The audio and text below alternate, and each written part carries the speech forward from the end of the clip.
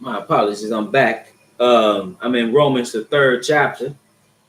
And he says in verse 25, he talks about how all have sinned and come short of the glory of God. And he talks about how we redeemed through Christ. Then he says, whom God has set forth to be a propitiation through faith in his blood. See, he is a sacrifice for sin, and we must have faith. He says to declare his righteousness for the remission of sins that are past. See, again, and just another side note, how you claiming to believe in Christ and he was without sin, but he was without sin because he didn't break the law, but then you saying you don't have to keep the law. That doesn't make any sense. He says to declare his righteousness for the remission of sins that are past. See, when you get baptized, you understand, he washes away your past sins, not past, present, and future. In the sense of you can do whatever you want. I've heard people say, well, hey, what if you get baptized and your slate is white clean, but then you go and rob a bank, you go kill some people, you go rape some people, then you get shot in a bank robbery. What's gonna happen? You're gonna be in hell, you're gonna be with the Father. I'm gonna be with the Lord. You are out of your mind. Do not pass go. You going, man, you can't do that. There's no more sacrifice for sins. We keep reading the Hebrews and tell you that. You've done despite unto grace. But then he says, declare, I say at this time his righteousness that he might be just and the justifier of him which believeth in Jesus. See, he is how we are justified. I never said that you could be justified on your works alone.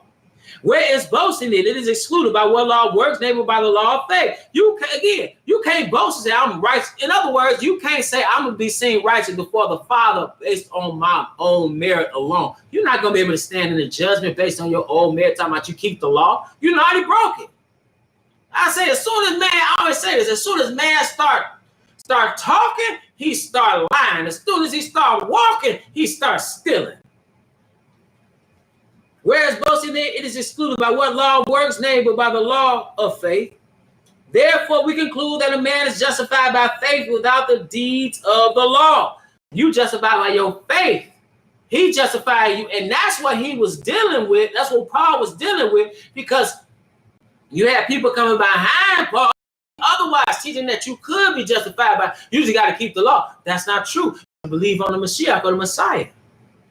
That's where the faith come in.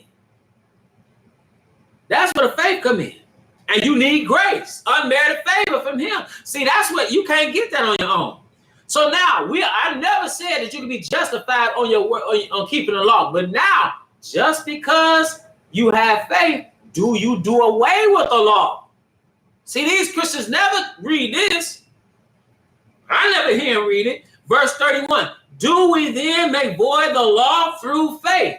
Do we nullify, get rid of the law like all these people preaching? Like she got on this on YouTube and wrote the 4-page letter.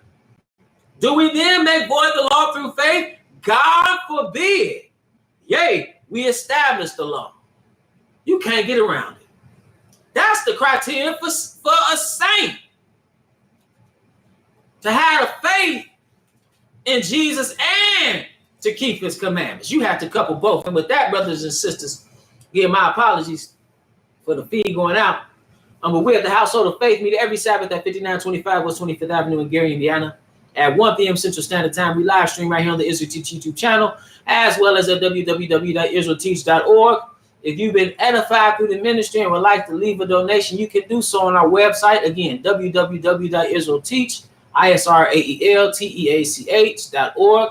We are thankful for those who contribute to the ministry. We are truly grateful, because with your proceeds, we can do the things that we need to do to spread the gospel in this ministry, because it's certainly not going in our pockets. 100% of the proceeds go to the work of the ministry. And with that, brothers and sisters, I want to tell you that it is always my prayer that you will edify.